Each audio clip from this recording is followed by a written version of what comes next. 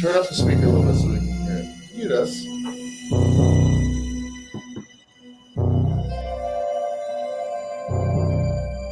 They say monsters don't exist.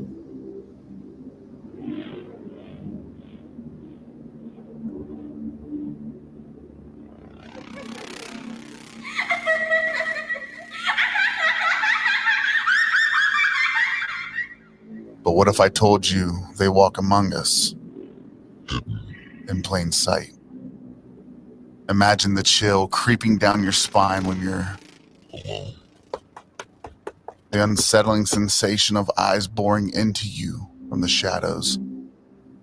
Yet, when you turn, nobody is there. Picture yourself in a crowded grocery store, heart racing, as an inexplicable dread clings to you like a dark, dark cloud. Monsters are real. This is American Whiskey, and every Friday we get together for Sip and Solve, where we dive into the bone-chilling tales that remind us of darkness lurks just beneath the surface.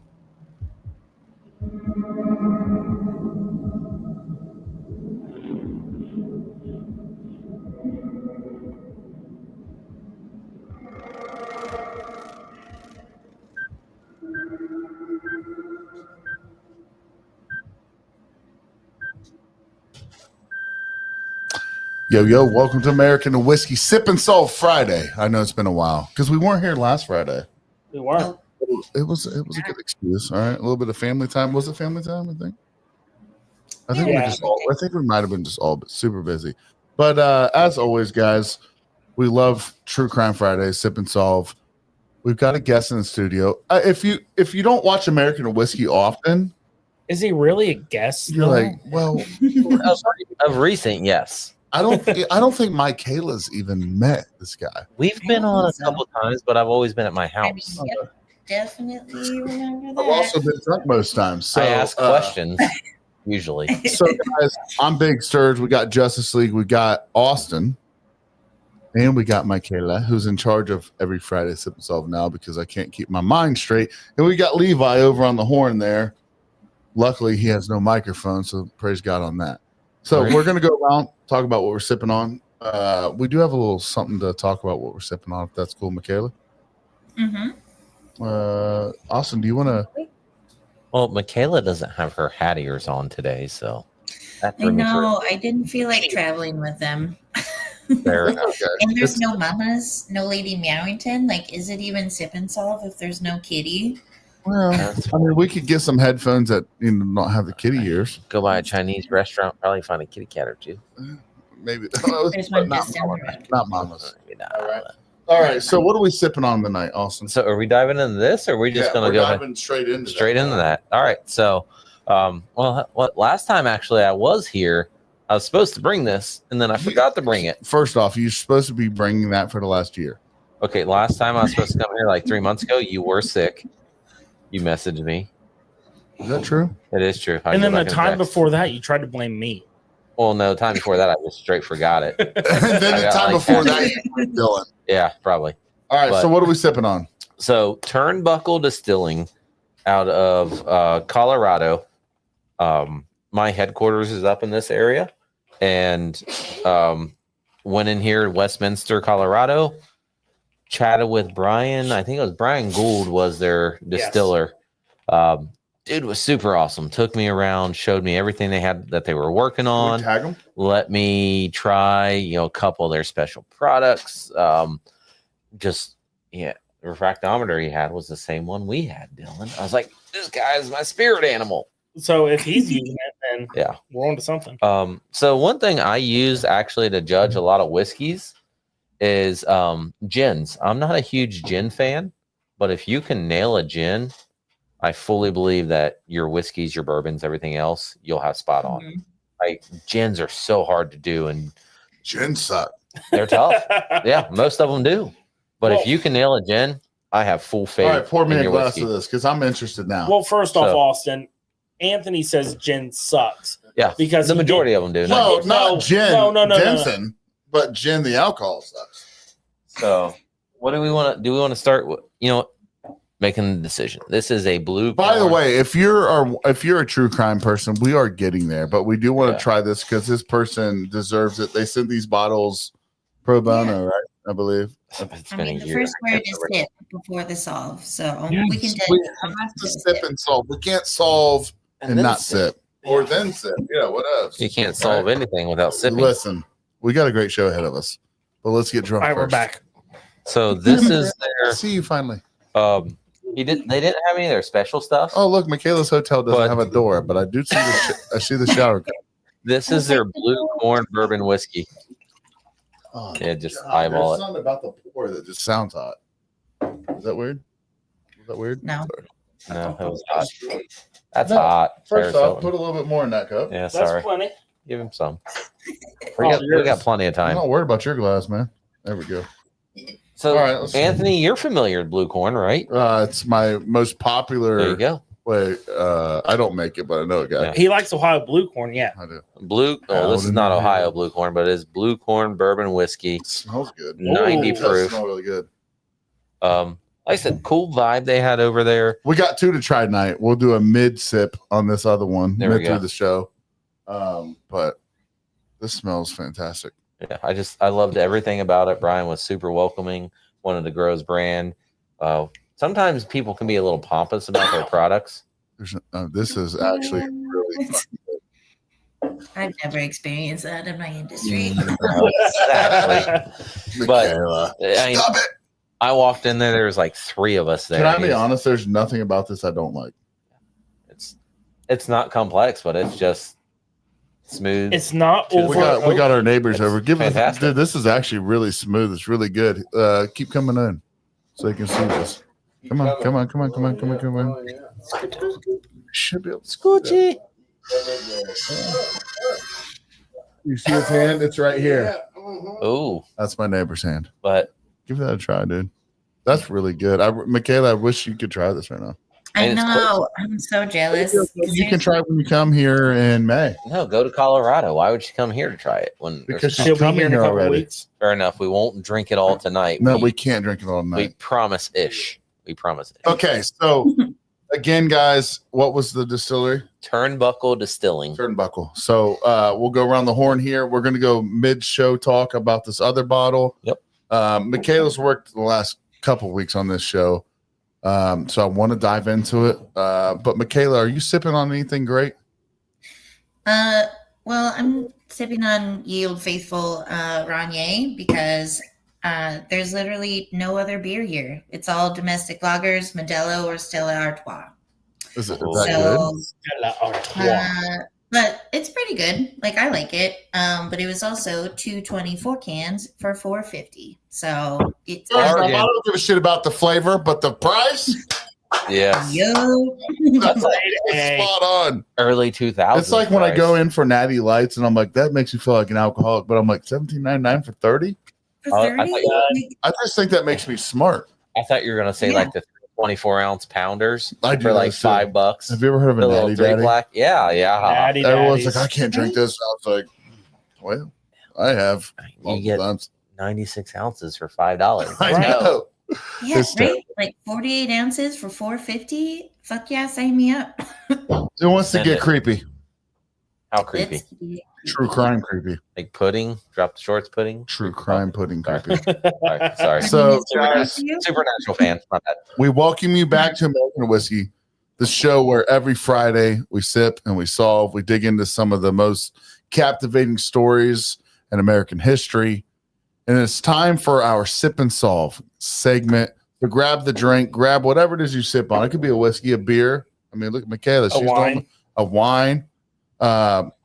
Is our producer still here? Is he gone?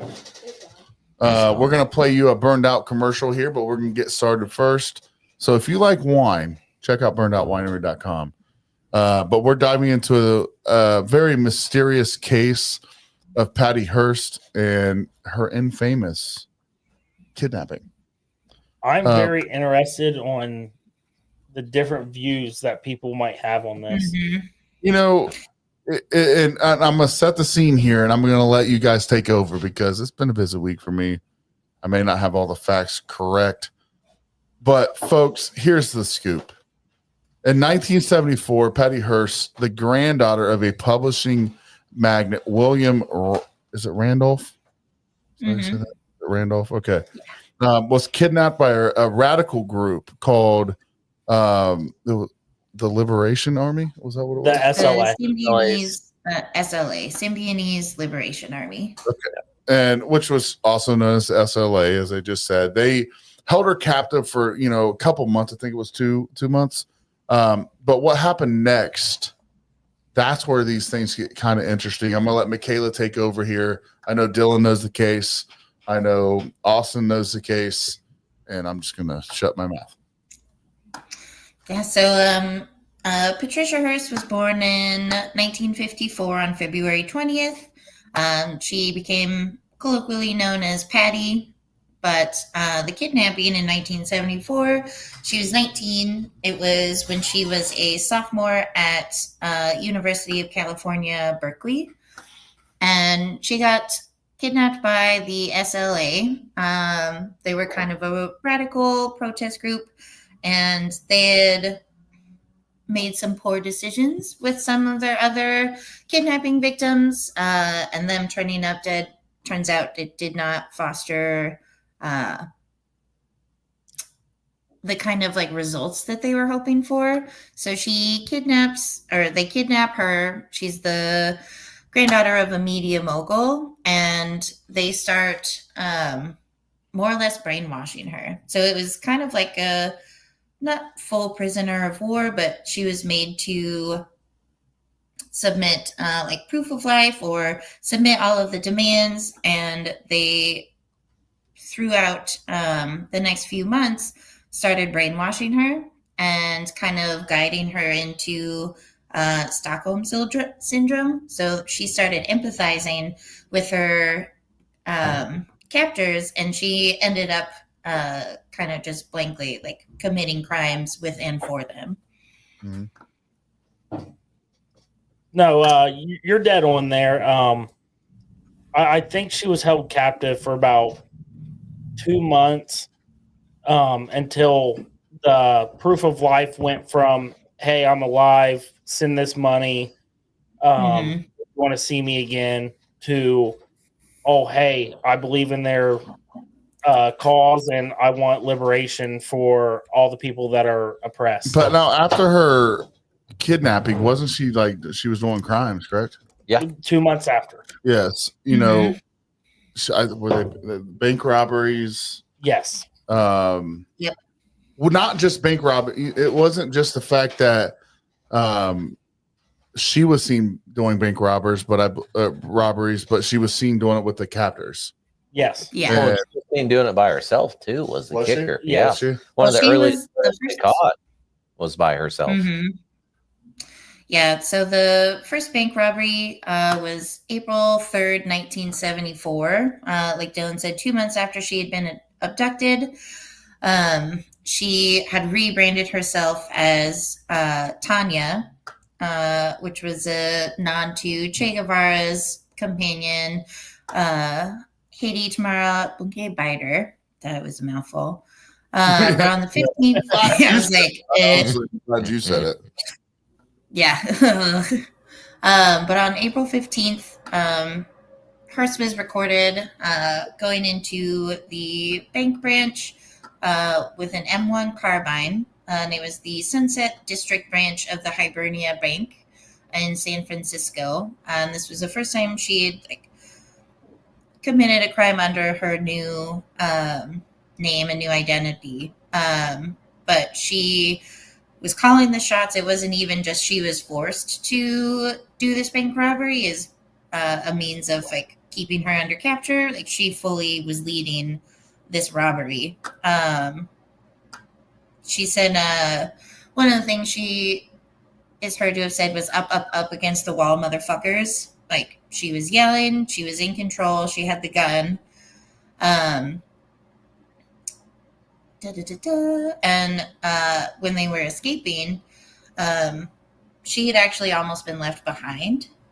So this was kind of where like you start to break into the psychology of what it means to like be converted into a cause that wasn't originally yours, because you are ultimately expendable. Like you were brought in against your will, and even though you say that you're on their team now, like they will cut you off.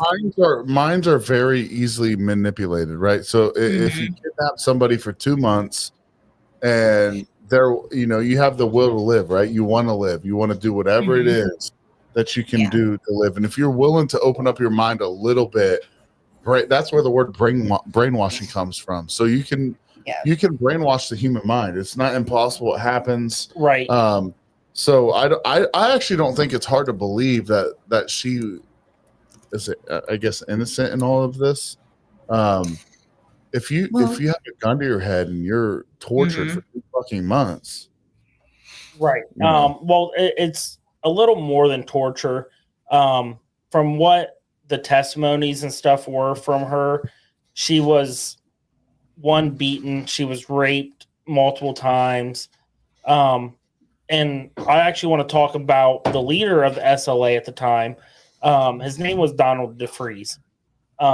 He was a hard-earned criminal. He had spent time in prison. He was a radical. SLA at the time was the most up-and-coming domestic terrorist group in the United States.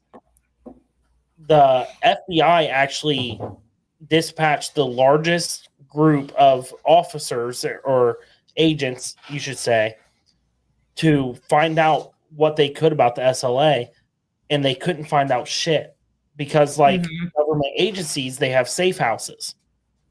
The SLA was so tight knit; they had safe houses everywhere. Every time they had a lead, the SLA would get to their leads first and shut them up. This was a ruthless group that, by mistake, got caught. Well, and two, they also did. SLA did like entrance exams. Yes. It wasn't just I wanted to be an SLA member. Like they had a full setup that you had to go through and pass their standards to join the organization. Yes. So, like you said, tight knit. They were keeping things, which oddly enough, though, it did get a little bit sloppy there towards the end. Well, I would. It's hard to say sloppy. It was a robbery gone wrong that got him caught. There was 2 people that went to a store and they were trying to steal some ammo belts, and something went wrong, and they actually got footage of a van leaving the scene. They traced that van back to one of the safe houses where DeFries actually was, and it ended up in a huge gunfight between hundreds of FBI agents and local law enforcement and SLA. And instead of, which this will remind you of another case, instead of them giving up or shooting until they were all dead, they lit the whole house on fire and they all died. Yeah. What does that remind you of, Sturge? Waco. Yeah. Waco? It was, Waco, Texas. It was the largest Put me on the shootout. spot. I was super confused. I was like, I was like, Waco. It's Waco. Let me text Michaela real quick. Yeah. But I think it's the largest in the history of like U.S. land. Yes. Like there had never been a bigger shootout. Wait, it was bigger than Waco? Yeah. Dude, this shootout was huge. Michaela, what? They had 6 SLA members. There was multiple M1 carbines. Like it was a massive. But one of the things too, though, like we keep calling them domestic terrorists. Before they were ever classified as that, like they identified themselves as revolutionaries. Yes. And it did last, for a couple of years, they carried that title before the FBI did brand them as a domestic terrorist. But I don't know, that might be a little bit far down the rabbit hole from Patty. Well, and that's kind of the, like,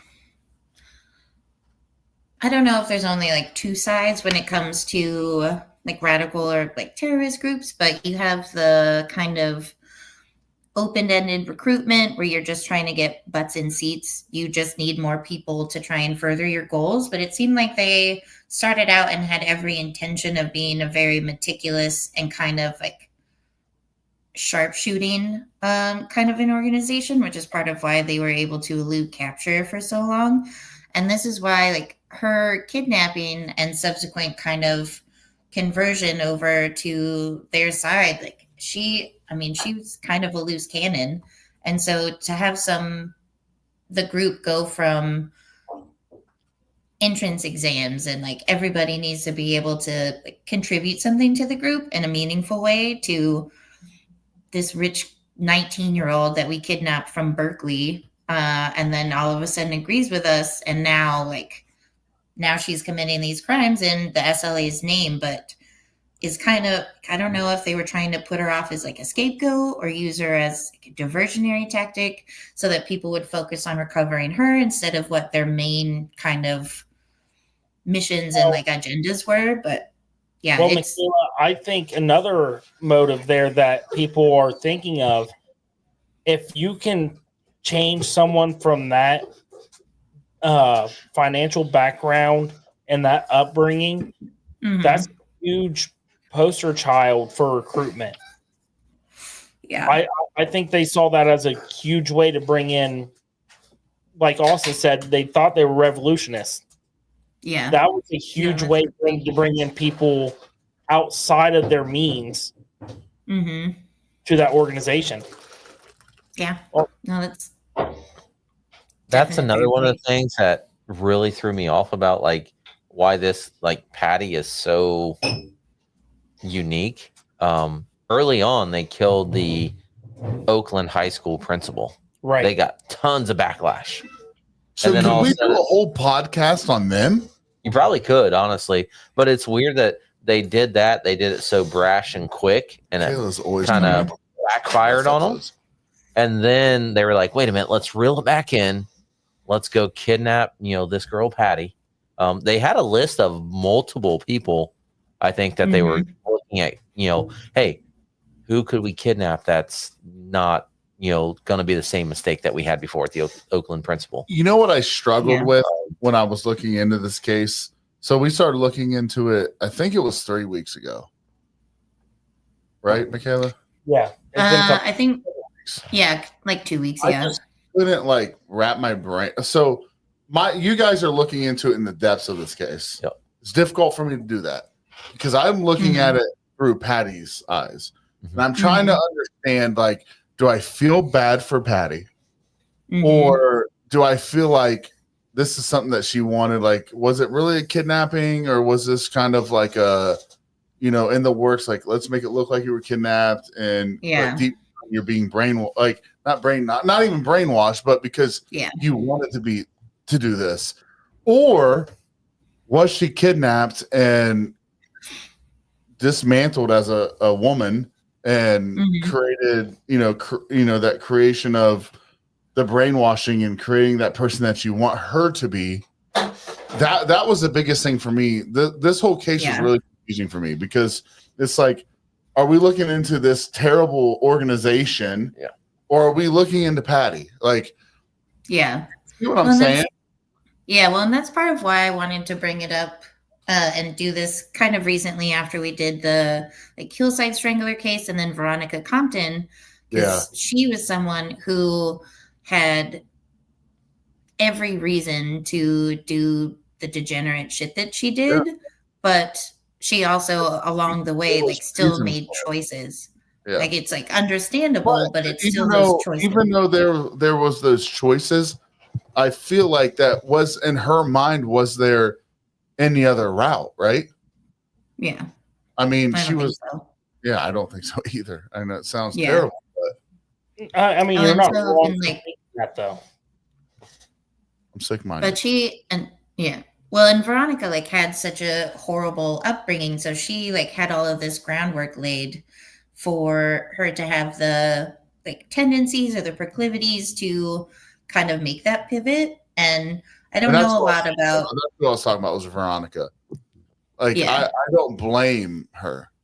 Yeah. Does that make sense? Is that terrible? Yeah, no, it makes sense. No. But then like you look at someone who comes from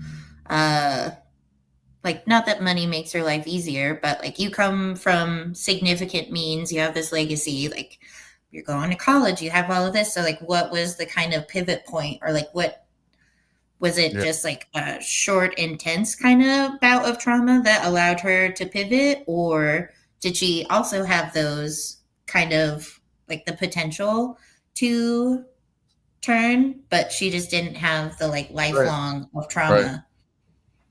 And so for me, like Patty was the best worst person that they could select, if that makes sense. It does make sense. Because one of the, I mean, she gave testimony at the end. She served like 18 months or 2 years in prison, but 2 years. she did sell out a lot of the group to get her time reduced. But in the midst of those crimes, where was she mentally? Yeah. That's what I want to know. And so I think it was she saving her ass, or was she doing it because she was a fucking douchebag? So I think it was a little bit of, they picked a really bad person that was a very high functioning sociopath. Like I think she was a high functioning sociopath. I think she's manipulated. No, so, and she might have been manipulated her whole life, because her fiance that she was with when she got kidnapped, he was actually her high school math teacher at 16 years old. Is that true? Yeah. So hold on, time out. Yeah. Let me, first off, I'm talking for a second. Go ahead, Kayla. Is that true? Yeah, it's true. Okay. Yeah. She's already been groomed before. Yeah.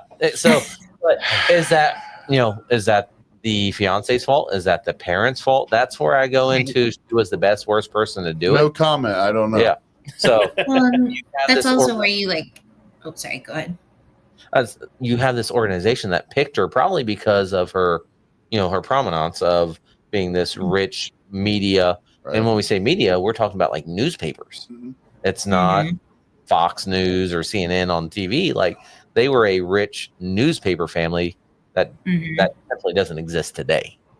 But yeah, he was a math teacher of hers. At 16 I need to know. old. I have to know, Michaela. Are you on my side? Like, do you think she was manipulated, or do you think? So I'm kind of straddling the fence, because I do think that growing up exceedingly wealthy kind of removes some of your empathy for like what would be like the common person or like your everyday human. So you're living in this other kind of world that none of us could ever understand. And I think that also helps remove their understanding and kind of like commonplace with people. So I think I could understand having some like sociopathic or just like disconnected tendencies, because she's just never had to relate to regular people ever, and it's not something that she knows how to do. And Michaela, I love that you say that, because the one testimony that she put on Bill Harris's wife was that she shot and killed the woman, and she claimed that Bill Harris's wife, I think her name was Emily. She's like, oh, well, Emily said her life doesn't matter. When you come from money, you've been manipulated. I agree that she was manipulated. It wasn't just by SLA, but it was by her parents too. Her parents conditioned her to get engaged to this math teacher. So her parents had already conditioned her. And then SLA is conditioning her, and it's not, I'm in survival mode. It's like, wait a minute, my parents conditioned me too. Austin, I'm confused. It's a habit. Are we blaming the fact that she grew up rich? No, I'm blaming the fact I'm blaming the fact that she's been manipulated every turn of her life. Yeah, but there's a lot of rich people out there, right? That have made shitty, like Menendez brothers, right? Yeah, but she got manipulated by her parents, and then she got manipulated by a radical group. She didn't know how to sometimes money has the manipulation from one to the next. But sometimes money has nothing to do with it, right? Sometimes you're just born a shitbag. Yeah.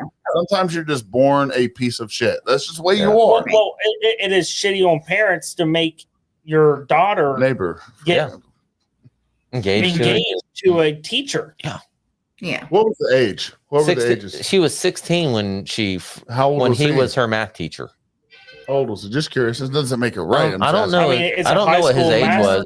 Teacher, so he's at least 6 years 20 some post-college. years old. Yeah, That's 60. At least. But she is used to being manipulated and used. And So was it an I'm- arranged marriage? We could consider it an Yeah. arranged marriage. yeah, she was 19 and engaged. I mean, if he was their math teacher at 16, realistically, how Mhm. long had they may or may not have been, Like involved? courting, which Yeah. is- Courtney, that's a Yeah. good way to put Great, it. great word, Michaela. Yeah. Listen, that's why she's on this But- fucking show. But that's like she's used to being manipulated. Her parents Yeah. manipulated her, conditioned her all her life. Then SLA comes in. She's like, "Hey, this is familiar. I'm just supposed to go with the flow." Exactly. Like he's and already so- been conditioned to kind of like Yeah. take orders and do whatever she needs to survive, to the extent of almost disconnecting herself from actual humanity, from her own wants and desires. He just becomes a yes person of like, yep, And whatever you when- say. And when Right, she put but- that testimony on Emily and said Emily had no empathy for that woman's life, it's like, wait a minute, Mhm. that falls right back into everything you've been conditioned for since you were a Mhm. teenager. But does So- that Yeah. tie into Stockholm syndrome, or That's a good point. what was she just so used to that she just went with it? Yeah. In my opinion, I don't think it was Stockholm syndrome. I think she was kidnapped and brainwashed.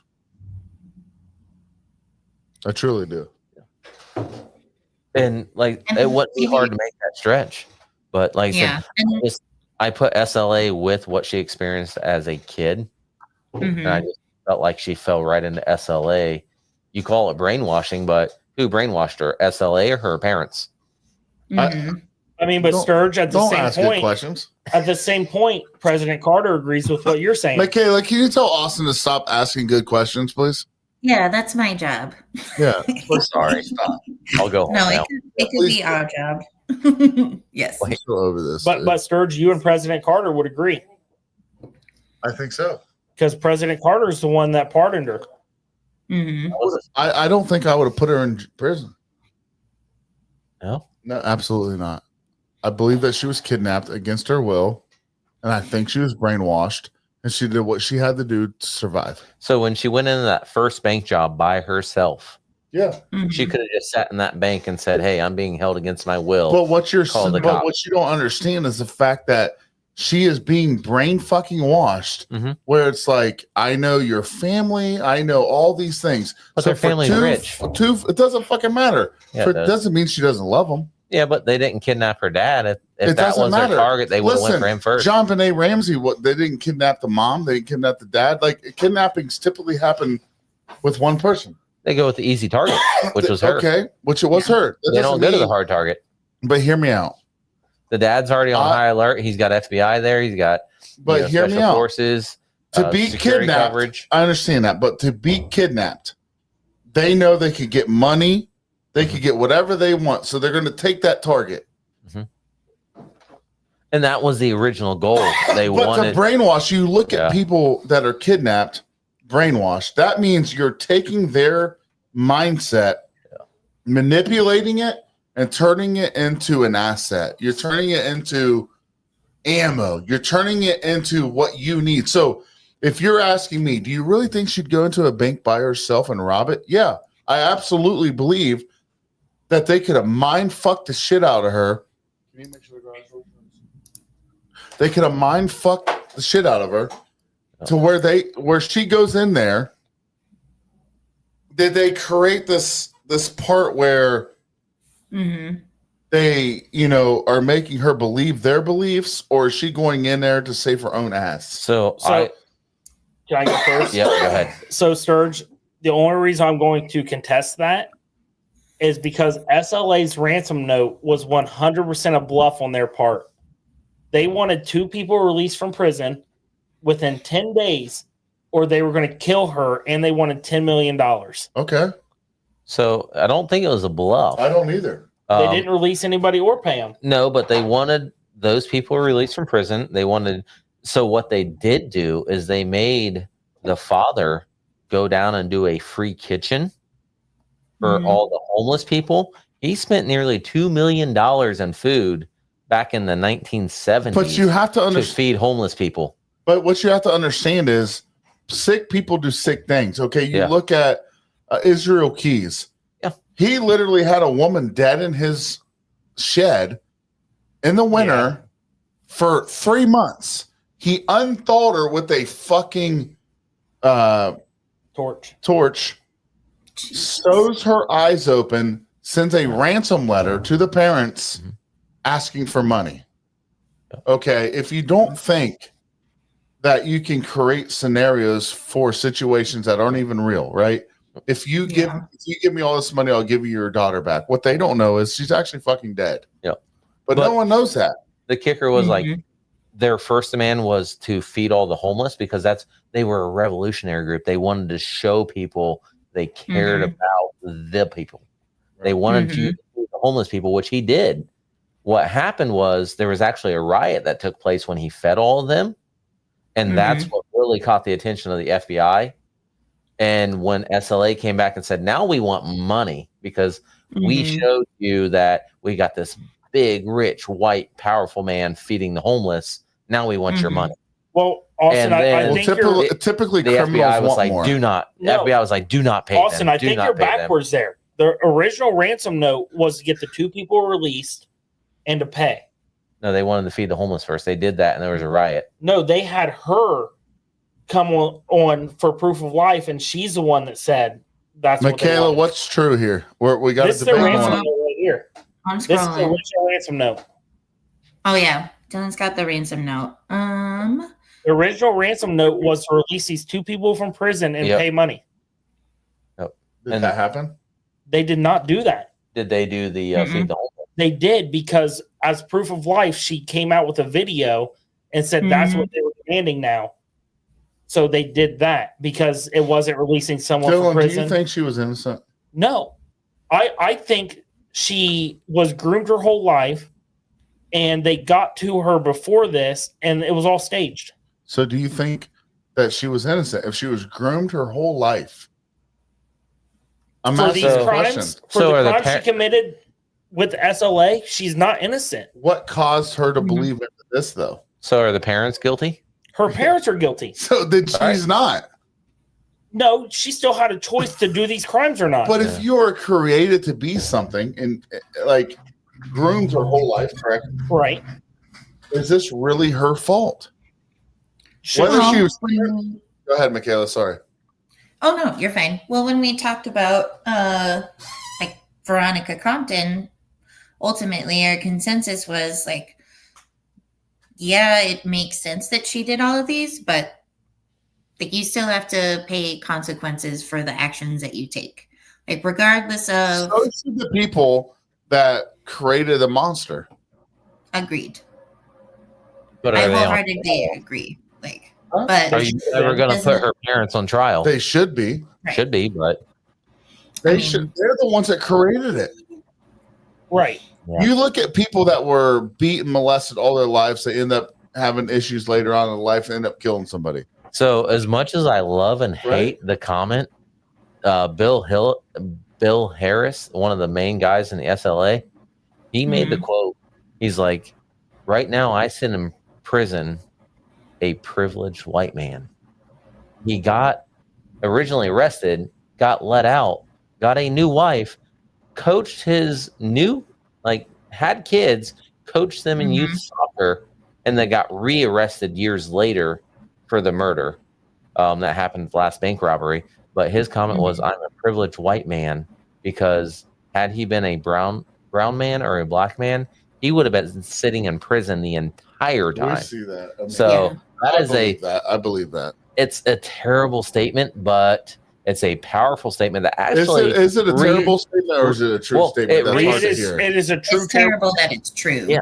It it's terrible that it's true. Yeah. It supports the purpose that But I'm not SLA was out for. I'm not saying that I support what happened. No, absolutely I not. am just saying that it's really difficult to judge a woman that was completely fucking manipulated her whole fucking life. And these scenarios happen. She does what she does. But why? So why did she do it? So she also published and sold a book and made a nice profit off of that book. Would you not? I'm just saying though, she's been manipulated all her life, and now is she not turning around and being the manipulator? She's already her life at this point She's is learned. ruined anyways. She's learned from Her life is ruined. She got to make money. she's doing all right. Mhm. It's like I would say she's doing For better serving- off than a lot of us. for serving 2 years in jail, she is doing just You got fine. a point. You got a point. So, So Sturge, I'm not saying so. Her original sentence was 35 years. Right. I'm not saying she should have done 35 years. Mhm.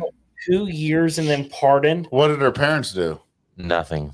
Paid But for 2 it. years my point. and pardoned because of Stockholm syndrome. I'm not buying it. But Dylan, my point is, what did her parents get? So her dad could have stepped up at any point in time and said, "I did it. It's my fault." He could have done that. He could have saved her those 2 years. 2 years wasn't enough, period, in my opinion. But at any point in time, her dad could have. Where does the American fucking judicial system and the when does the right thing happen? Okay, let's take it down. Let's figure out why she did what she did.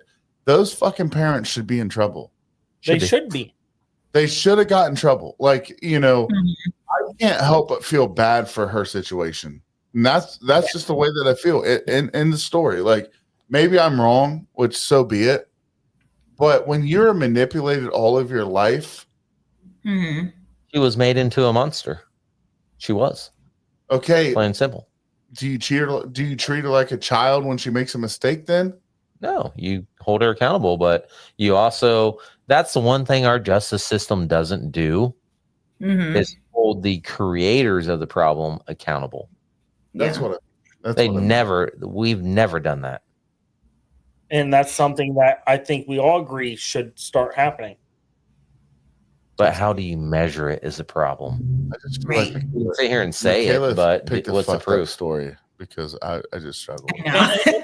And that's why I said at the beginning, I don't want people to think like I feel like what she did was right, but I'm No, just I saying. don't think that's what you're saying.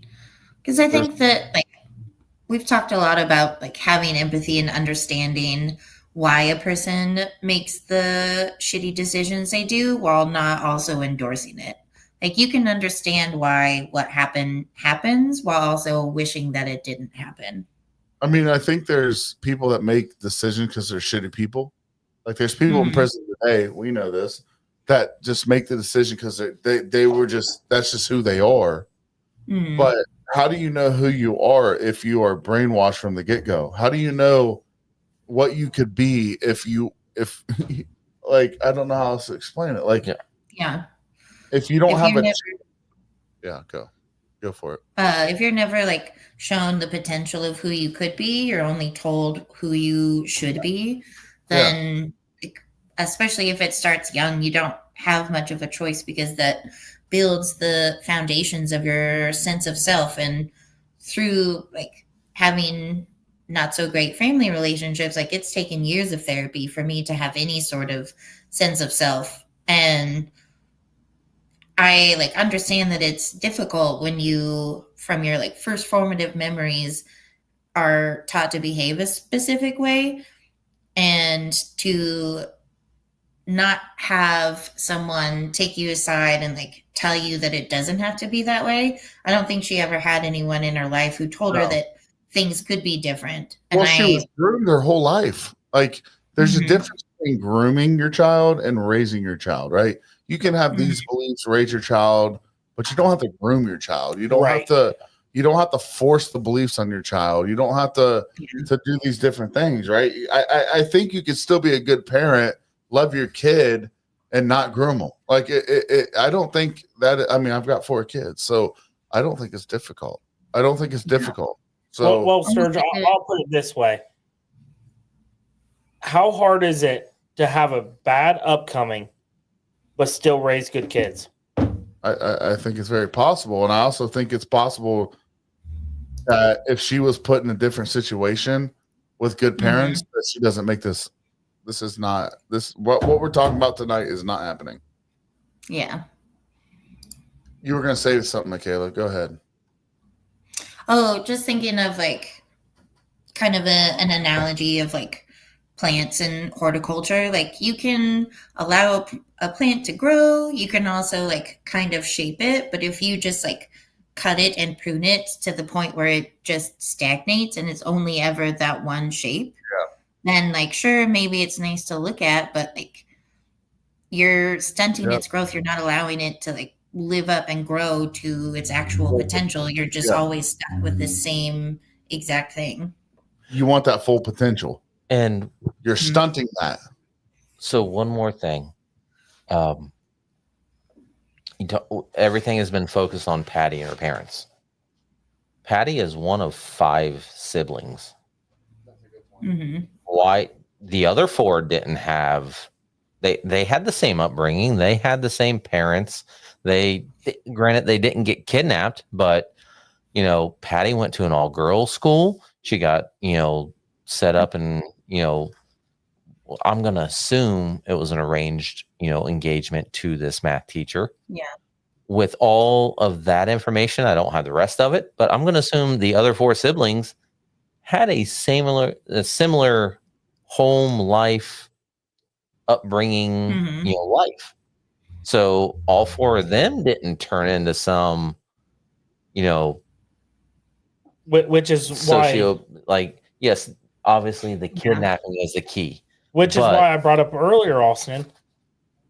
Was she sought out by them earlier? Did she find them? Yeah. Was it a stage thing? And it goes back to my original statement. Like she was the best worst person for them to pick. Yeah.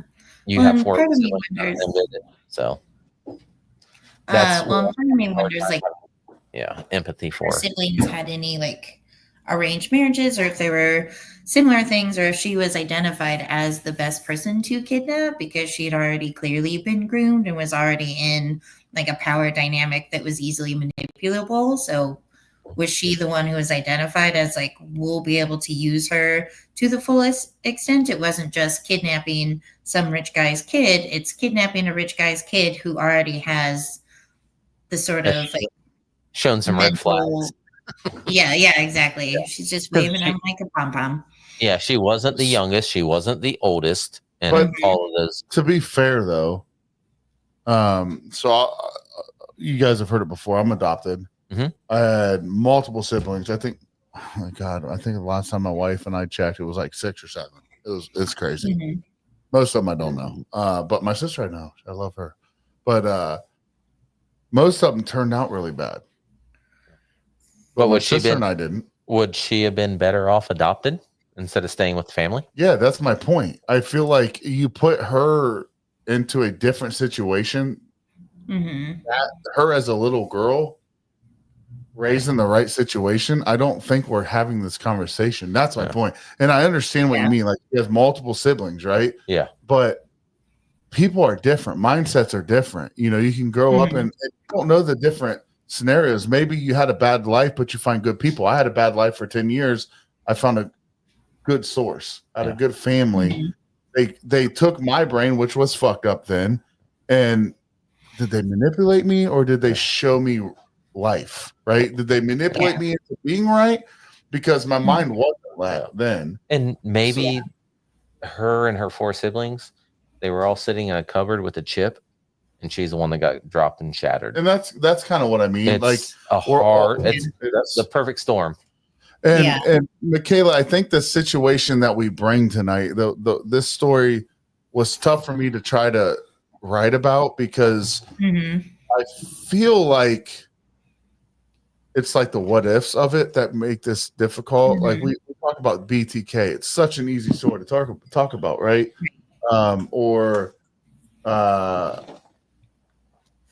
There's so many different stories that we have talked about on here that are easy to talk about. The Hillside Strangler. But this one, I think the what ifs create this. It created a very difficult script for me to write to talk about. Yeah. And I think this one was kind of not like off the wall, but like the Saul part of it isn't the crime. Like it was totally off the wall. I know, but I just thought it would be good for us. So am I. Is she testing me? I think she is. If any of her other 4 siblings would have been the same outcome, do you think? I guess that's my question, is there's 5 of them. If they would have just grabbed one of her other siblings, would Yeah, they have done the same thing? I think the outcome is different. Okay. I do, because I believe that people have different mindsets when you're born. So, Right. Some people are going to be able to be manipulated as a child, and there's other children that are just not. And again, maybe somebody at that young child, somebody else, maybe there's somebody in their life at that point that's able, they know they're going through something, and they're able to understand because of another relationship they're having. I don't think that she had any good relationships. Yeah. So it'd be interesting to talk to one of those siblings and ask, where are you in life? How did you get to where you're at?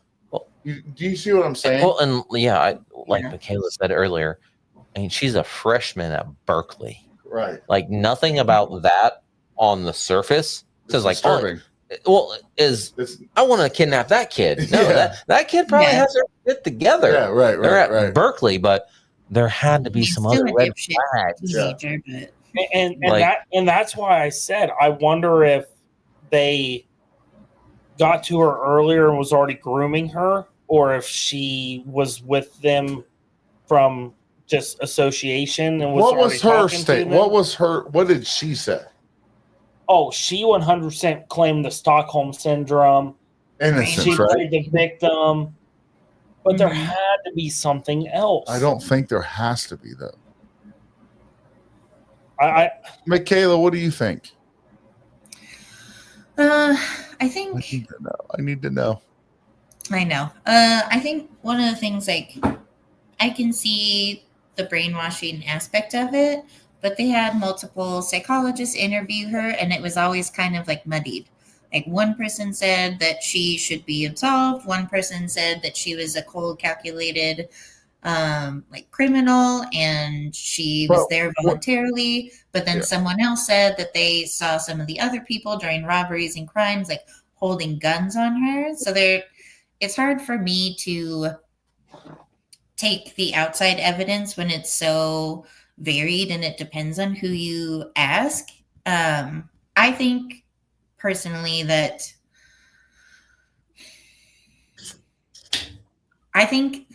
while she was coerced to a certain extent, I think at a certain point she did kind of pivot into doing it because she wanted to, not because she felt forced to. And whether that was from a reconditioning of her brain, or she just recognized in herself the natural tendencies to be okay with committing those crimes, that I can't say. But I do think there was an amount of coercion at the beginning, but I think there was a pivot where she really truly did change as a person. And I don't know if that was because she decided to and she was okay with it, or if she just became so battered down by all of the outside stuff that she just did what she needed to survive. And I think it's a good point, but you go to look at the way each person would react, right? I think you put 10 people, you put her in her life, I think you get 10 different outcomes. And another part, we talked about it earlier, SLA was selective about their members. Right. They didn't just let you say, hey, I'm part of SLA. So that goes back to Dylan's comment. I think they may have kind of pre-identified her as a good candidate. Or did they kidnap her and brainwash her? Or did they, or was the kidnapping and brainwashing part of the story to sell? Was she seeking something other than her family? That's what I'm thinking, Serge, because with how calculated they were with all their moves and everything and not being caught, it seems like a huge risk after they to kidnap someone that's famous or that is powerful, wealthy. I wouldn't say famous, but wealthy. Wealthy, powerful, that has that stigma. It seems like a very stupid risk. An opportunist. You're opportunist. Your famous people rarely are the powerful people. Right. The people with money in the background. So what are. I'm saying is, I think there was something prior to that between the two with SLA and her where they knew that, hey, she is going to be part of our group. Right. Because let's be real. If the FBI wants to find someone today, they're going to find them in the United States. Well, and two, what's the better story? She wants to be a part of SLA. You do the testing, you bring her in, and she's a member, or do this elaborate kidnapping scheme. You brainwash her, convert her because she sees the errors of the hypocrisy of the rich and powerful. Like they're painting a portrait. They're trying to paint a picture. I also think so. I think Michaela, you brought it up. You were like, there's so many different psychologists that say this, and there's others that say that. But when it comes to the court of law, right? Comes to going to trial, you have a prosecutor and you have the defense, right? Yep. They're going to bring, the defense is going to bring somebody that's going to say she's been brainwashed her whole life, had a shitty life. But then you have the prosecutor side that's going to say, you know, she could have made her own choice. This is this. So they're going to each hire the person that's going to sell their story.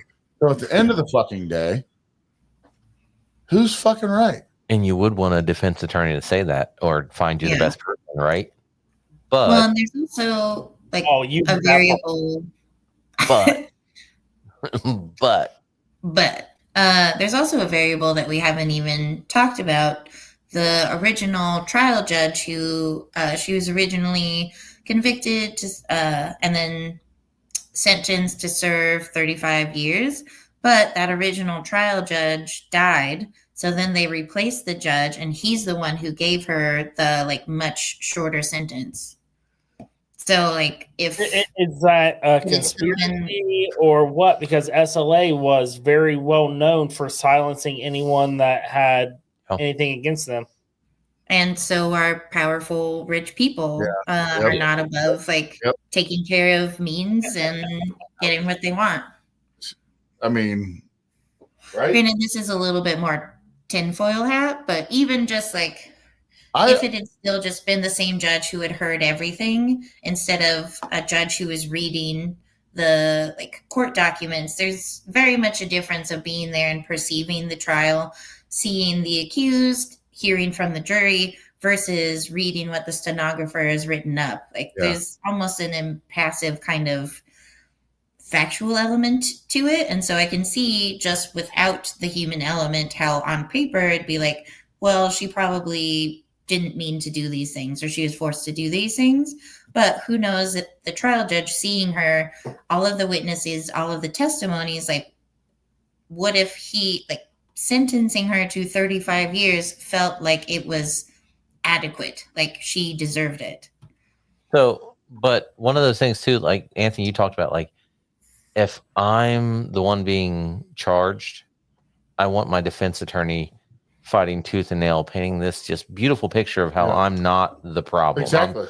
But her defense attorney went on record after the case saying like she was one of the most hated like defendants ever. That like, doesn't mean they're not innocent. No, but when nobody likes you and your own defense attorney even publicly admits that nobody likes you. Yeah, everything was against him, but that doesn't make them not innocent. No, it doesn't. But it could also you gotta be for your own defense attorney to. I mean, everybody hated O.J. Simpson, but he was innocent. Hey, Jenner never said O.J. was bad. Jenner never. Right. He was Jenner's best buddy. When have you ever heard a defense attorney? So here's what I want to do. I'm going to throw a curveball to Michaela here. So I wanted the episode to go an hour, but what I want to do real fast, Michaela, hopefully you can stick around for a minute. I want to hear what you guys that are listening. We had a record amount of downloads last week on Spotify, or 2 weeks ago on Spotify. We had over like 70,000 downloads on Spotify from our last case. I was super pumped about that. So congratulations, Michaela. Thank you so much. Congratulations to all of us. I'm gonna lose my train of thought, but go ahead. I know we have another whiskey to try. I know, I'm getting it. And on top of that, we still need to play Burnout Winery. I know that. Okay, so continue. Yeah, that's cool. So there's still more to talk thanks, about. Dylan. I appreciate it. So I know everyone that's listening to this point, I appreciate you guys, but what I really, really want there's so many people that downloaded the last episode, but what we're not getting is what you guys think and kind of what your opinions are. Subscribers, We're getting those? subscribers. We're getting a lot of those, but I want feedback. Right? Yeah. comments, Is interaction, there anything that we can do better. engagement. But what do you think? What do you think? And that's what we want to hear. Because that's what it's all about. First off, if I'm going to have a conversation and nobody is going to respond on the other end, what's the point of the conversation? And Sturge, to add to that, if we start getting comments and opinions and stuff, we would like to do follow-up episodes. Yeah. And talk about your opinions and bring that stuff up to light. So we want to kind of add another episode after the episode, if that makes sense. So it might be a couple weeks down the road, but we could do a follow-up from what people are responding to from the episode. So that's something I think would be really good. Michaela's turned around Sip and Solve. You guys have started to listen and download, not just listen for 4 minutes, but we're talking like downloading the episodes. I would say it's really revitalized. Cool. Yeah, but we're getting the downloads and we really appreciate it. Michaela deserves the world. She's probably one of the best people we know. And we want you to know we really appreciate it. She's at work right now. She's traveling and she's still in the hotel doing this shit, and we appreciate it. So 4-hour drive later. if you're listening to it, this cutoff is now. So right now they're not going to hear any of these things going on now. Hit record on the. Can we talk about the fallout when we come back? Hold on here. If you're listening, I would like to do something now, which is the Burnout Winery commercial. Michaela, do you need to go to bed? No. It's still same time zone. So it's only 6:30 for me. Cool. Oh, shit. I was like, I still got beers to drink, bud. Mom, the meatloaf. Okay, we're good. We're good. I need you to listen. Check. I guess I'll just get up and do it my damn self. Do it myself. I thought you had a But Michaela. I thought you had a red stripe when you held that can up early on. That was the first. When I saw that, I was like, red stripe in a can? Holy sh! Is it 99 right now? What is going on? Like, my God.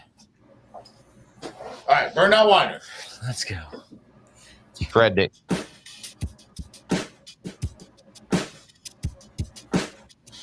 If you're looking for a unique wine experience, check out Burned Out Winery. Founded by a team of siblings who turned their passion for winemaking into a thriving business. They focus on crafting exceptional small batch wines, from Moscato to tart cherry and spiced apple to their delightful sangrias. There's something for everyone. Each bottle tells a story, complete with a creative name that reflects their journey. Their wines are not only fantastic, but they're also affordable, making them a great choice for any occasion. You can easily order online at burnedoutwinery.com or connect with them on Facebook. They deliver. Whether you're local or out of state, they'll ship right to your front door. Support this hardworking team and savor the taste of Burned Out Winery. This is Big Sturge with American. Not. Where'd Michaela go? She'll be back in a minute. All right. All right. Turn the So lights up a little bit. while she's gone, next round. So I want to say something before you go. go ahead. I love you. I love you too. That's You- gonna be funny. Sturge, I broke my wedding ring. do you know how much willpower it took me not to put dents in these Reposition. turnbuckle? Hold on. distilleries. What the fuck did Shay just say? I can see each of us. We are. I think it's your phone, bro. no, Shay, it might be because You want me for to sit Sip up? and Solve, we turned the lights down. It's hard Yeah. to follow who's talking. Oh, he can't. So we need to stay away from the microphone so they can see our mouths. No, he was saying reposition the camera. Ah, What do you mean? We're all in it. Yeah, we're all Yeah. here. Shay, we're all in it, bro. you got to listen to the voices. Close your eyes. Listen to the sweet words. I don't of nothing. have I already have a $3,000 camera looking at all of us. I can't afford 3 more. Yeah, no doubt. All right, Shay. Fucking deal with it, Shay. Yeah, Shay. But it took so much effort for me not to drink these. Like they were sitting there every day because I for forgot a them. year. I That's forgot your them fault. 5 times. I know. But you're welcome because I didn't drink them. No, That could have been the I'm problem. not saying thank you. You failed us 5 times.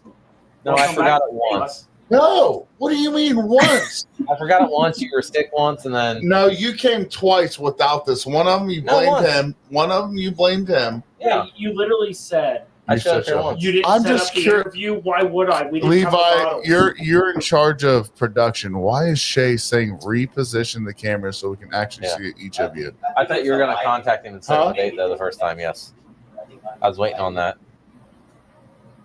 See, you can't see what? Can you not hear the words coming out of my mouth? Everybody, raise your hand if you're talking. So you have to go like this if you're talking. Okay. All right, so we're gonna. Not Sanders. What whiskey is this one? Same So- place. Same place, Turnbuckle Distillery in Westminster, Colorado. Ryan Gould is their head distiller. This is their rye whiskey. Again, 90 proof. I did try some of their high proofs, some of their barrel proof things like that when I was there. Send Fred the. It's not in this crazy, they're in a very simple industrial. It actually, Dylan, you've been to Boone County. Yes. I've been there. Boone Turn- County is a good place. Been there together. Turnbuckle reminds me a lot of Boone County. It's smaller. This is better. It is better. I 100% agree. And this is just their base offerings, Sturge. This isn't any of their special good stuff. I had 2 or 3 things. Like I said, for me, I tried a bit of their gin, and I like their gin. If I like your gin, I'm gonna like your whiskey. I've never liked a gin. I've liked about 5 gins. The only time I've ever liked a gin is when I drowned it with Coke. Yeah. Not cocaine, but like Coca-Cola. Every gin I've ever tried, I've loved their whiskeys. I'm just It's automatic. Michaela, Mhm. Shay Gordon's been watching us for a long, long time. I'm just so confused by the camera thing right now. He said it's about the angle, but we're all on it. I don't understand, Shay. I'm super confused. Have you been drinking your pumpkin tonight? I'm looking at it when people are talking, and you can tell who's talking. I can't hear you. So, Michaela, do you guys have a gin at your distillery? Yes. We actually Yeah. make 3 different gins. I'm muted. Oh yeah. We do like a dry gin, we do a savory kind of earthy gin, and then we do an old time gin, which is barrel rested in a used wine barrel. Nice.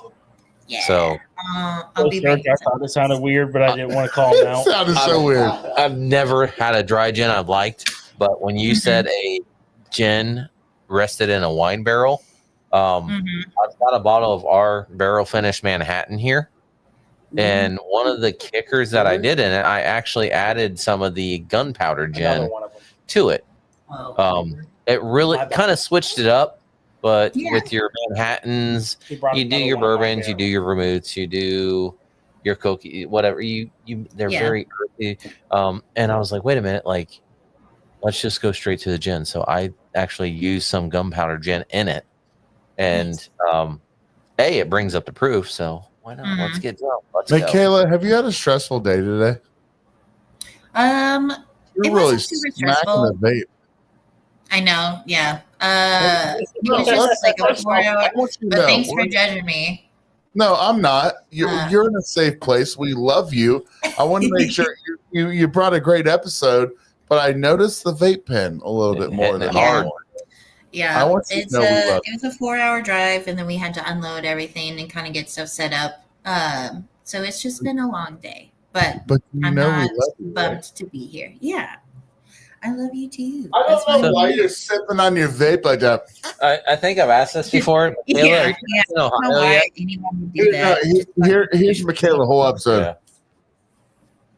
Hey, Looking like a choo-choo train. so Michaela, Austin just asked if you're in Ohio yet. I do not believe so, Austin. But Michaela, when are you going to be here with some bottles?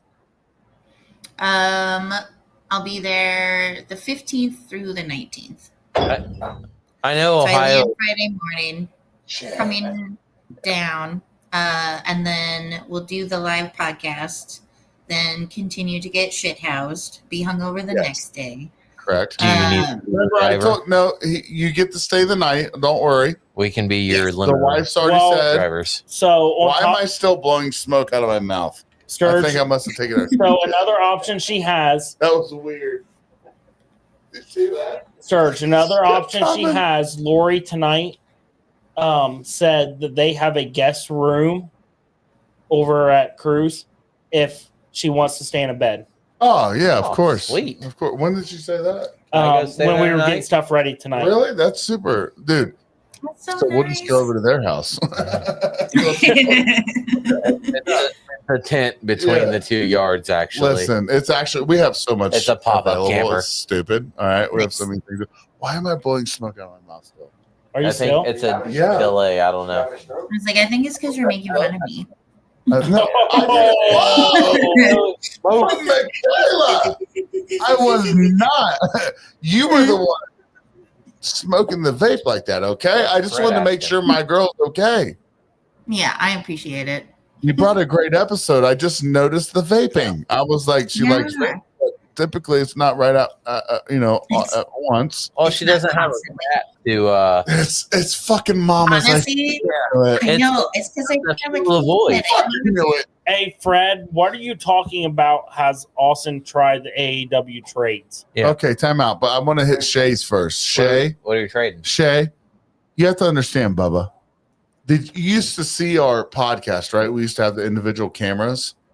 But the thing is, we used to have a shitty studio. Now we have this. I have the Yeah. $3,000 camera mounted up there. Thanks to Ann Sparrow. Yep. Shout out Some her. webcams just boom. No, we're going to, but you have to give us some time. I don't know why you're bitching about it now, Shay, because you've been watching for 2 years. Actually, I will say And never once have you fucking complained. this is the first time I've been in studio since the remodel. You like it? We could have a party in here, and it's awesome. Dude, I love it. to be honest, we have parties in here. Yeah, well, we're gonna have That's one great. tonight. I mean, We're this gonna is have a fucking party amazing. today. Yeah, can you come here Michaela. for Christmas? Because we That'd be throw a fun. party on Christmas. Yeah, it would be. Yeah? It is. It actually is. Can I bring the kids? Yes. Are you kidding me? No. Fred, Levi, you can leave.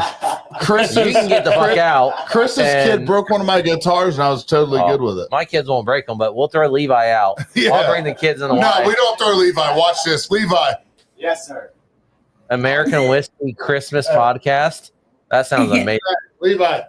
Dude, hold Yes, on. sir. Yes, Fred, to 3. answer your question, he opened one of his bottles and it's already gone. Okay, Yeah, he wants it's to know all- what you think about the trade. It's, Is it tradesman's or the American Yes. Yeah, whiskey? Fred, Austin, it's- go ahead and give your I'm review on confused. Tradesman. Sir. I should have probably done that while I still had some. Wait, I do still have a little bit. So, Fred, I hate wine. I absolutely hate wine. Okay, bitch. Wine is the most disgusting form of alcohol next to IPAs. No, shit. IPAs. No, let him go. Let him go. You're so fucking Yeah, I'm funny coming right for you after this. Okay. So IPAs You are the fuck. bottom of the barrel because I can go outside, find I any love pine IPAs. cone No, not I true. want, and chew on a So- pine cone, throw a little water in my Oh, mouth, yeah. and I have an IPA. Not true. Yes. Absolutely. There's Absolutely. like There's a lot more to an IPA. no, yeah. You go grab a pine cone, you make pine tar, and you fucking mix it with A water. lot of people IPAs think, are trash. oh my. It's for the Gen Z Let us continue his bums review on that. that No. won't drink alcohol. Whoa. The problem is that, like, so So- I am fortunate to let's never live in like a really hop rich area. And I think most of the things that, like, most of the hops that get exported are like either Willamette or like one other one. And they're just really astringent, they're really bitter. So, like, the further east you get, the less variety you have in hops. So, like, And that's why what- it's really hard to find good ones. True. The further away from the West Coast you go, it's because they just don't grow there. That's No. why you buy IPAs from the West. No. So I Yes, I do. I have I'm traveled bringing some of all over those too. I'm gonna. Bro, I used to ask Dylan. I used to have a refrigerator in here. Yeah. That had over 100 IPAs at a time. Am I wrong? Nope. That's fine. And they were always from the West. That's not my fault that you drink So, East hold Coast on. IPAs. I would hit 20 The states only a thing- year. Who drinks West Shut East up. Coast I'm going to make IPAs? a comment here. The only thing I will say is, like we say with whiskey, everybody has a different palate. But a lot of people think whiskey tastes the same. No. Exactly. Yes, they do. Shitty A lot of people think whiskey, do. all whiskeys taste the Shitty same. people. Well, They have no palate. Well, But shitty people whose palates think that IPAs taste like pine cones. yeah, You talking about shitty, bro? Hey, no, she likes Fireball whiskey. that's right. That's the only thing she likes. It's a whiskey. No, it's not. It's Fireball a whiskey. flavored whiskey. I hate God. But Oh, never mind. I decided I am tired. I gotta get a bed. Are you out of here, Michaela? Are you out of she's here? fucking with I'm you. being, I've I'm tried being, yeah. 200 IPAs. I swear to God, I've tried over 200 IPAs. I like Did you actually count them inside the IPA counter? fucking damn near. I'd like 4 of the 200 IPAs I've tried. I don't just discount them because I hate them. You have to have a good quality IPA to enjoy. So- Equilibrium So Brewery to be fair, makes a fantastic one. I'm a dark beer guy. I like my stouts. I like my porters. I like my German ales. I like I like darker beers. That's How just, do we go from so- the tradesman That's review what to I wanna this? Yeah. know. Did you Oh, like- I interrupted. Yeah. It's my fault. yeah. But God no, damn, IPAs Michaela. are ass. Wine is Sorry, just let me do above- that for Shay. God damn it. That's me, by the way, Shay. Is that better? There is a tie-in. I'm here, showing though. who's I promise. talking. All right, keep going. So IPAs are ass. They're the bottom of the barrel. They are scum of the earth, except for 4 of them. And now there's actually 3 of them because Zombie Dust got bought out. It's not the same Zombie Dust anymore. The It new tastes Zombie like Dust. ass. New Zombie Dust is It tastes shit. like ass. The old original Zombie Dust is great. So I like 3 IPAs. Red, like wine, is right above that. Red wine is with IPAs. This is the only red wine that I've ever had If you more than think one this sip is good, of. what are Oh, you no. doing tomorrow? Oh, no, I've had- you have to go- You know what I'm God doing damn it, tomorrow. I forgot what we're I am doing. whoring you Next out Saturday. tomorrow. Next Saturday.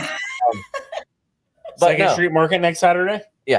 I have only Don't ever just, yeah. I've only ever had Think about one it. sip of red wines in my life. This is a red blend, though. Yeah, but I don't care. That's red as shit. Yeah, but it's a And blend. I have sat here and had 3 4-ounce pours of this because that's how It's good this It's is. so good. You get the It's- oakiness, It's right? yes. I was damn you, Sturge. You stole my thunder. Sorry about that. Hey, Kayla's learned. It All right, I was do it a lot. on It's my bad. edge. Austin, You're that is edging me. Burnout Winery's niche. Michaela Yeah. said, If "I'll you join the don't like podcast wine, if you try shut the ours. fuck up." I was like, I've "Yeah, said this before. I'll try it." I said I'm not a wine guy. I don't like wine.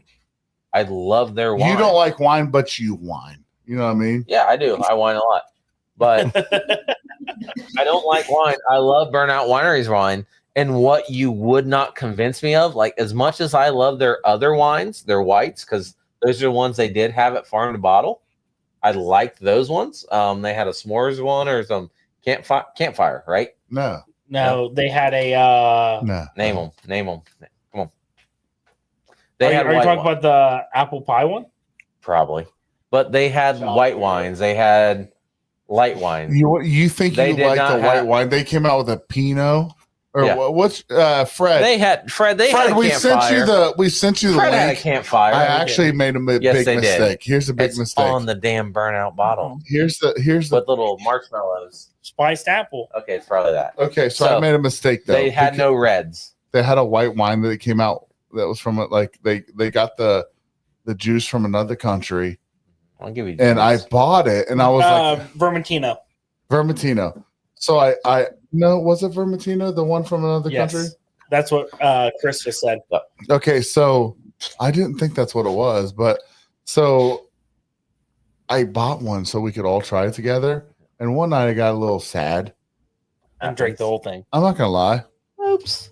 I made a giant mistake. But I cracked it. oof. They had the reds and the whites there. They had the spice Oh, hey, apple. Jason Kendall. I know you don't say hi to us. You always say hi to everyone else on the What's show. up, Jason? But hey, Jason Kendall. I'm just I kidding. still want to box Jason. Just putting it out there. Hey, Jason, what do you? I know the farm to bottle guys are doing their stuff. Yeah, All those guys, but I'd love to box Jason. Jason Kendall. His I've knees commented a aren't- couple his knee- times.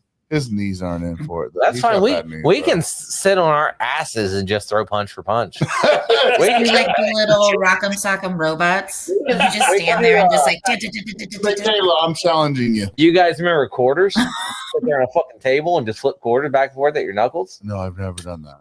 Oh, well, you're a degenerate. Yeah, he has. Kidding me? But You thought for that like, game. I don't know, Jason. The pain. I love to hate you but he and I were both like one of the early adopters of American whiskey. Who? Me and Jason. No. Jason and I. It was us and then them. Yeah. Actually, can I be honest? Yeah. It was Jason Kendall's son, Yeah. I remember Kendall, Jake. and He was the first one, on Bama. it. And then he came on for an episode, and then Dylan came on to the podcast. Then Yeah. you, and a then couple months later, Jason did, and now I feel like and he left us. well, Kendall. I mean, we could He's do on it. still talking. Now. We could do a 2-for-1. I mean, me and Dylan and Jason and Kendall. I mean, Huh. if we gotta do it, And now we have gotta Michaela, do so I it. don't need anybody else. Yeah, but I'm just talking about Yeah. Fox. We do a tag Michaela? team wrestling match. Yeah. I'm sorry you were on this past Tuesday, Wow, and I word. felt I'm Oh, still. that's okay. It was No, just don't so. worry about it. No, don't start I got with one more me. drink. I should Don't. probably finish it. I Don't totally start- understand. Like I was tuning in and I was like, that would be a lot of people. It is, and that's the Yeah. thing. It's just, John Bentz, bless this man's soul. He's been going in and getting these people to get on, and bless his heart. I know Jason Kendall is. Jason Sorry, I'm a Chisholm. little drunk. Chisel. So Jason Kendall is killing Chisholm, us so Chisholm. bad getting people Chisel on. and nizzle. Yeah, But, Jason Chisholm. Whatever. I don't know what I was going to say. I was going to say something. I'm hating on Jason. I'm sorry. No. Oh, it was I'll circling say- back to how many people were on Yeah. this Tuesday. I'll say Fuck it. you, No Jason. offense to some other podcasts, but we don't want 20 people on where no one can Mhm. speak. Yeah. Yeah. No, it totally makes sense. On top of that, we don't want something to seem like an interview. We like to hang Mhm. out and get to know someone. But Michaela should have been on it. No, not That's AK okay. Uncle Joey. I call him Jason Kendall. But Michaela, you should have taken my spot. No. Yes. No. Yeah. No. I could have produced It's it. fine. I got to play my space game, and I got to.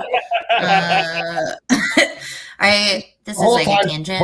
These Wait, motherfuckers. you mean that space game the night that I joined you on Discord that you were like, I'm getting fucking blown up? Wait, is it in Sparrow? Is it Uncle Joey or AAW 2.0? I heard they're coming out with a new podcast. Yeah, No, Mr. Steal it Your was, Podcast name. Jason Kendall.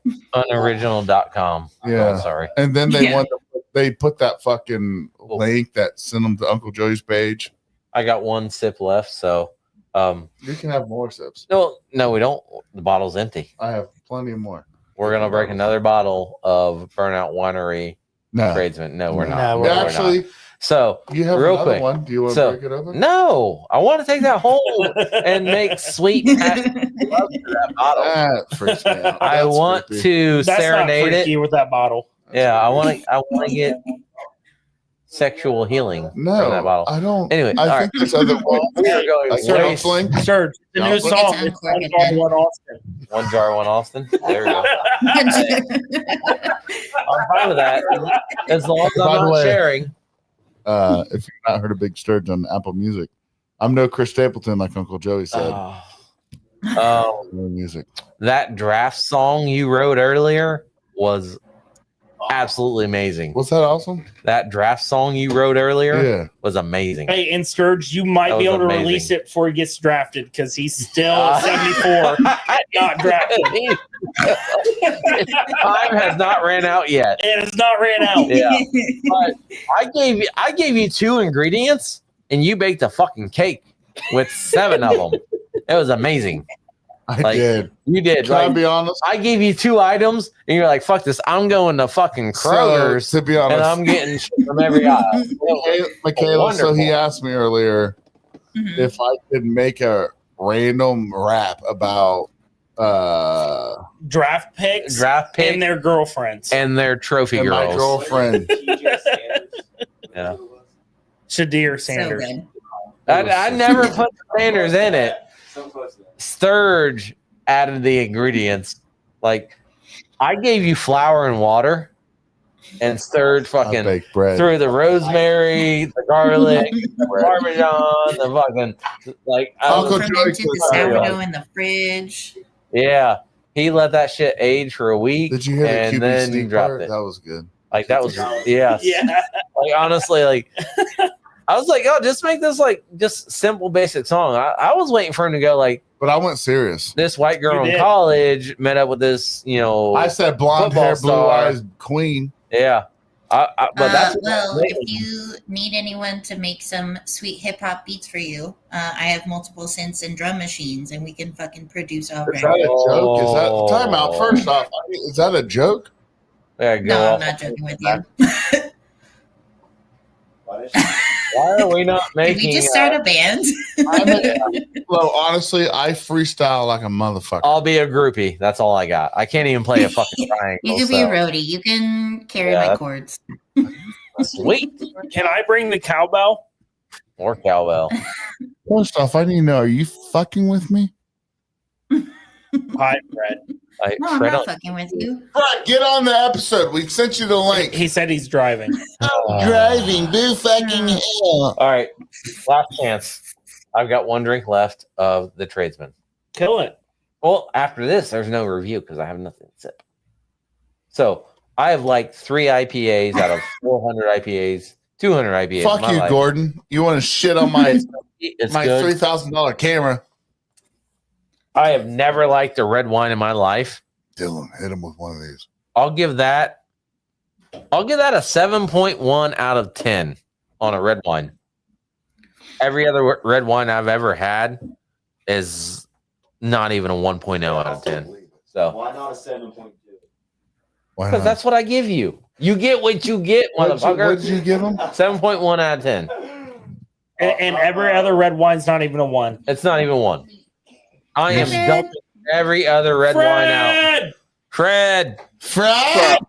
he's not driving. Is that I Fred? just got here. Lion Fred, is that bastard. you? Guys can't hear me. No. No, No. we can. Not over them. Are you in the hotel too? He muted and unmuted. I don't know how this works. Yeah, you do. First off, Hold on. Michaela. No, we can hear you.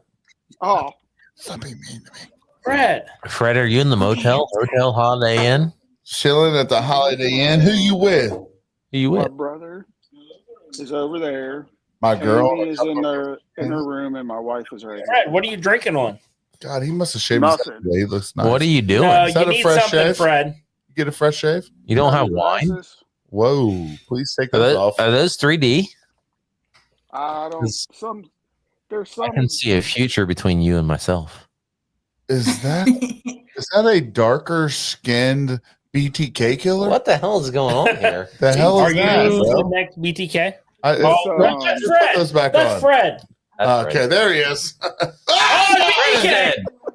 I love Fred. By the way, Fred, I apologize I didn't call you today. I got to sleep in 2 hours later. Oh, you're all right, man. I went to work. Hey, early. Fred, don't worry. I called him 6 times to make up for it. He did. Appreciate it. And I told him every time I looked at my phone, I thought it would be Fred. You guys had a good episode.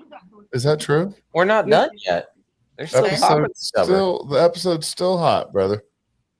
Oh, what are So you wanna know? hold on, Fred, you said we had a good episode. What's your opinion on it?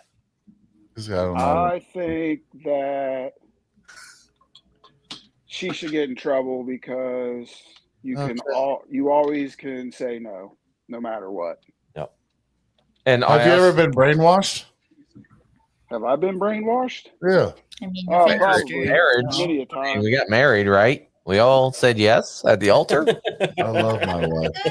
Yes, I I love my wife. I love my wife. Yeah. I love my wife. I've never been happier. Everything. He says Somebody is right. save me. Me from my wife. Oh shit! Austin, I will counter your argument there. What? What? Whiskey Olympics, she put up with you guys. No, she got drunk, made everything in the air fryer, and passed out. Who did? My wife. Was it good? Was it good? She passed out early. Was Oh, you had to the air finish it? frying food good? So Oh, she made fucking dumplings, pizza rolls, egg rolls. How do you make dumplings in the air fryer, Bob? air fryer? They're Like raw- prepackaged dumplings. So you just- That's not. But the thing is, they had a whiskey Olympics. it wasn't. It was a whiskey madness, like March same Madness. thing, Whatever. and they got so trashed. Who? Everyone there. Yay! Everybody's in the game until you're out of the game. That the wife is the MVP at the end of the day. She was not the MVP. She made the food. She was the number 16 seed that got put out by the number 1 seed and went home early. Yeah, she was the number 16 seed. I would hope so. Yeah.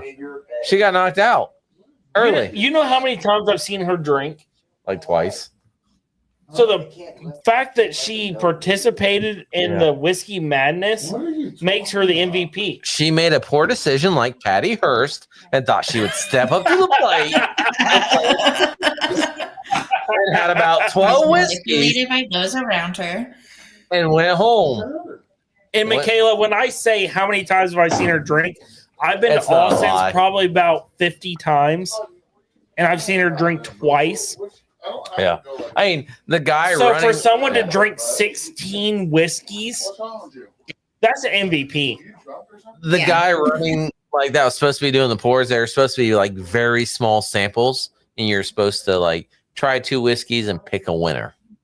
Well, Mm. the guy that we put in charge of it was failing miserably. Like he was doing quarter-ounce shots, Oh, and God. she was sitting there drinking. So in about 30 minutes, she did like 16 quarter-ounce shots.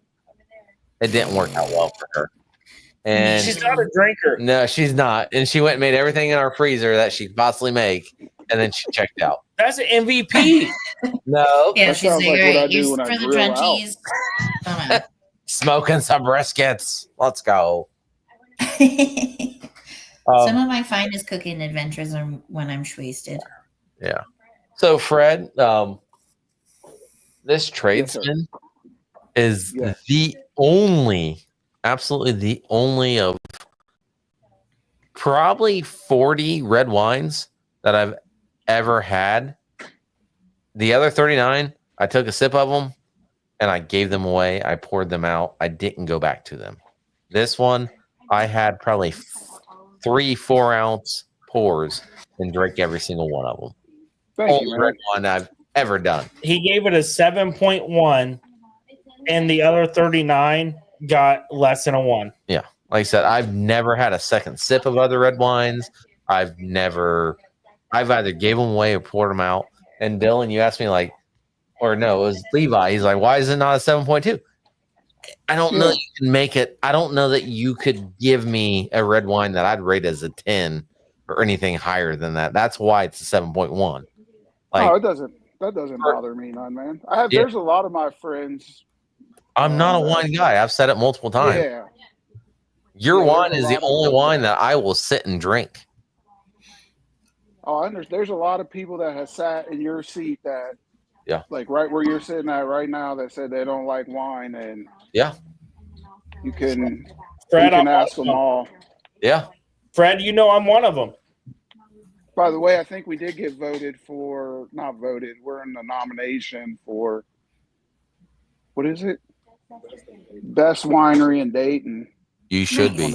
No, You- they Daily should be News. nominated. You Yeah. should be the best winery. You in should be Dayton. nominated for the best winery in Ohio. We Period. got to have people vote for us, though. How do we vote? What's the link? Send it. Let's go. I think we posted on our Facebook. If not, we'll post it again I tonight. need it because I'm gonna vote every chance I can. Oh, You you, can- can vote can vote. multiple times. yeah. because that's like Do you have that's to live in Ohio to vote? No. Hey, Sweet. Fred, Okay. send me that link and I'll send it to these two. comment. Yeah, Where's I will. Chris? I'll send- Chris was here earlier, right? My Well, brother hey, was on. Put it in the chat. Yeah, Have someone put it in the chat, Fred. Okay, give me 1 second. yeah. But I mean that's Be right back. housekeeping. Want me to fluff your pillow? Want me to jerk you? What the hell? All right, boy. Ew. There's a hotel. But He's a coworker. Burnout Winery. Fine. It's a hoodlum. Say hi. It's left ear. Oh, oh, I thought they were sharing a vape. I was like, what's in that vape? What's going on? This What is going on? Caroline. We're doing the cheese fest this weekend. Yeah. Hello. We're cheesing. We're Hi. cheesing. You said Caroline? Austin. Caroline, yeah. Caroline? Yeah. Carolyn. I was close. Yeah, same name. No, I'm trying to send them the link. Caroline, do you work with Michaela? Hold on, Chris is going to get on there. And With do it. this, You a word? distiller Yeah. or you Hold work on, in the hold whiskey on, hold business? on. You paint She your does own front of picture house. here. You paint your own picture here. What do you do? I clown for the people. Same. Yep. Yeah. Yeah. I try and do my best, and then they buy stuff from me. I hope, Yep. What do She they does front of buy? house and Like events. t-shirts or like alcohol alcohol? that we make, Yeah. like We- Michaela makes. Yeah, she sells what I make. Caroline, first off, this Bartender, is not an alcohol. mixologist? This is not an alcohol environment. We never No. drink here. No, Mhm. nope. No. Definitely haven't been this whole time. Nope. Nope. So you're a Definitely not. bartender, I have one mixologist, you're a Sales, a former Sales. retired bartender, current marketing. Marketing. I love it. So what is your favorite alcohol? clown. Gin. Gin. Ooh. Yep. I told What you. kind of So you're the devil. what kind of gin? You're the devil. I don't Because know. there's I definitely feel a it. lot of different types of gins. Yeah, I sometimes encounter people who Yeah, don't we'll like have to gin, put and it I on just there. feel like it's because they've had bad gin. But I'm a person Yes. who likes bad gin and also good gin. I just like it. I like it all. Told you she's the devil. I hate dry gins. That's true. Yeah. I hate dry. Give me something super botanical. Give me something sweet. I'm all for it. But if you give me something that I drink, and then like my mouth just immediately like asks, like, am I in a desert? Am I in Sahara? Like, why am I drinking this? And it feels like I'm drinking sand. I hate you. But Well, you Give shouldn't me drink gin at the beach then, because then Yeah. you get sand in. Yeah. Have you thought about putting other stuff in your gin? Like sometimes you could put like some lemon juice in there with like a little So- bubbly water. so I found long. Have you heard of long drink? It's a like No. gin. It's gin cocktail in a can. Oh. Okay. That's. I mean, I really like them, and for me being somebody that's not a gin person, like that was one of those things in a can. I was like, man, I really like this. But there have definitely been. I was going to ask a I question. love gin cocktails. Go ahead, Fred. What's your question? When you guys talk about botanicals, how do you? So, does it taste like a vape when they use botanicals? I don't vape. No. Typically it's like kind of floral elements or like herby, savory, floral elements. Botanicals is like booze word for spices. Yeah. Yeah, I understand. I know. Like I know Blend- I used to work Lindberghs. in the medical marijuana industry, and they used a lot of botanicals, Mhm. and it just didn't like people would come in and ask questions like, "Why does it taste like medicinal, not like regular stuff?" Is that how the gin tastes when you? No. So- No. The Yeah. way I associate botanicals, a lot of rosemary, rose. You guys are as talking weird as it more of sounds, herbs and spices. like, Yeah. yeah. Okay. uh, Okay. Lindenberg's is like a medicinal, like 43 spices, like shot you can do. It comes in this little green bottle.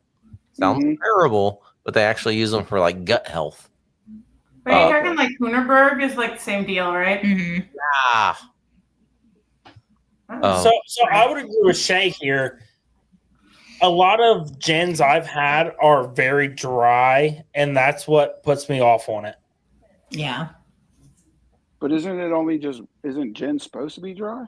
Yes. not necessarily. Hold on. The first type of gin was an Old Tom gin, so it was a lightly sweetened barrel aged gin, and that was during Prohibition because just like they weren't drinking it clear at the time because it was easier to hide. It wasn't until later that they started developing like London Dries, like the really astringent kind of gins. The only hard and fast rule is like juniper, and then you can put nothing else. You can put a bunch of other stuff in. I think, what is it, Monkey 47 or some shit? That they've got like literally 47 different botanicals in it. And sometimes it seems like there's such fiddly, like small bits of things where it's like, yeah, it tastes good, but like, can you taste the difference if you do put one of those in versus if you don't? I think gin can be easily overcomplicated.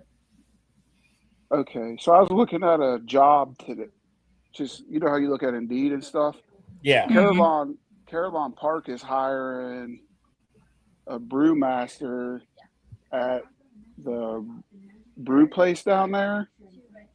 So I imagine they want you to do they make gin and stuff the same way? Because I imagine you'd have to do it in period time because it's set back in the day. Do they make it the same way now as they did back in the day?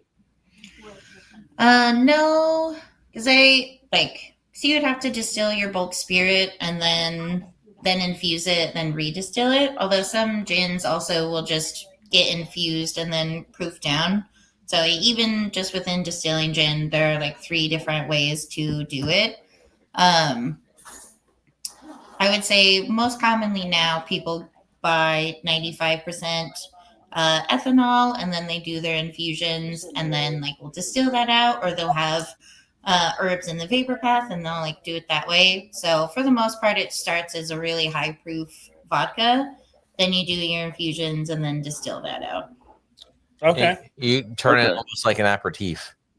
Yeah, like you kind of make like a tea, like a booze tea, and then you redistill that. Yeah. It takes like a 16-20%. Now, to catch you up, just go back. We're talking of about murder mysteries with people that have to do. This is this is my coworker Caroline. Pokemon She's also staying in the murder hotel. Caroline, her favorite drink and what we're talking about right now is gin. I didn't say favorite drink. What's your favorite drink? Favorite alcohol. Favorite drink, bubbly water. Topo Chico. No, favorite alcohol. Get out of here. Favorite alcohol is gin. All right, so we're an hour and 45, almost an hour and 45 in. Yeah, we're calling it. We got to go get food. Yeah, so, I gotta cook the steak in my fridge. So I got one final statement. So the Sacramento County area attorneys absolutely dropped the ball on this with the Patty Hearst issue. The death that actually happened at the very end that kind of broke the camel's back. They didn't even pursue charges on the death. They let it just go by the wayside, completely ignored it. They actually had to I wouldn't say fire, but they had a whole new line of defense attorneys, prosecuting attorneys, judges come into place before they ever actually pursued the final death charge and recharged. Patty became basically, she got full immunity to testify against everybody else. She didn't serve any more time. Bill Harris had to go serve time. Emily Harris, his previous wife, I believe, actually got charged with the murder of it was like a weird last name, but one of the weirdest things about this case, the woman that died in that bank robbery, her husband was the surgeon at the hospital they took her to. The headline was "Surgeon fails to revive his wife from shooting."